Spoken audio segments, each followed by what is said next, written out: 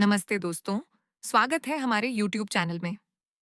पिछली वीडियो में हमने अनुच्छेद 15 को समझा, जिसमें जाना कि संविधान धर्म, जाति या लिंग के आधार पर भेदभाव को रोकता है। आज हम अपनी सीरीज को आगे बढ़ाते हुए बात करेंगे अनुच्छेद 16 की, जो सरकारी नौकरियों में समान अवसर की गारंटी देता है। तो चलिए शुरू करते हैं। क्या आपने कभी सोचा कि संविधान कैसे सुनिश्चित करता है कि सरकारी नौकरियों में सभी को बराबर मौका मिले, चाहे आप किसी भी पृष्ठभूमि से हों? जवाब छिपा है अनुच्छेद 16 में।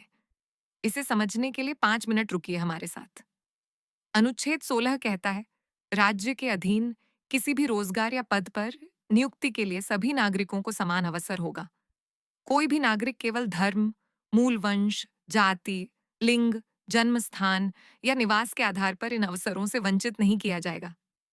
सीधे शब्दों में, यह अनुच्छेद यह गारंटी देता है कि सरकारी नौकरियों में भर्ती के लिए हर नागरिक को बराबर मौका मिलेगा और कोई भेदभाव नहीं होगा। पहला हिस्सा, अनुच्छेद 16 का मतलब। अनुच्छेद 16 का उद्देश्य सरकारी नौकरियों और पदों में समानता को बढ़ावा देना है।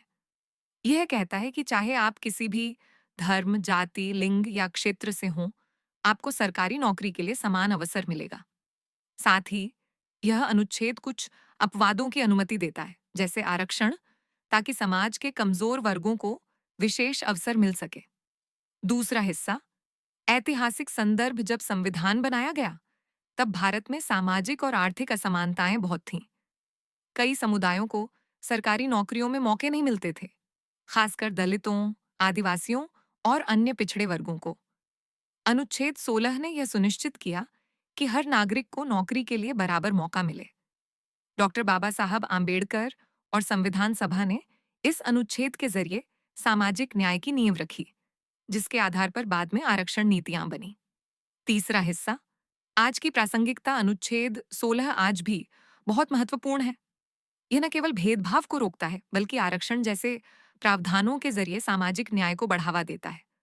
उदाहरण के लिए अनुसूचित जाति एसएससी, अनुसूचित जनजाति एसटी और अन्य पिछड़ा वर्ग ओबीसी के लिए सरकारी नौकरियों में आरक्षण अनुच्छेद 16 के तहत ही संभव हुआ।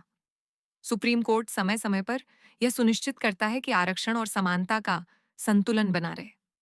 उदाहरण मान लीजिए, कोई सरकारी विभाग केवल पुरुषों को नौकरी देता है और महिलाओं को नहीं।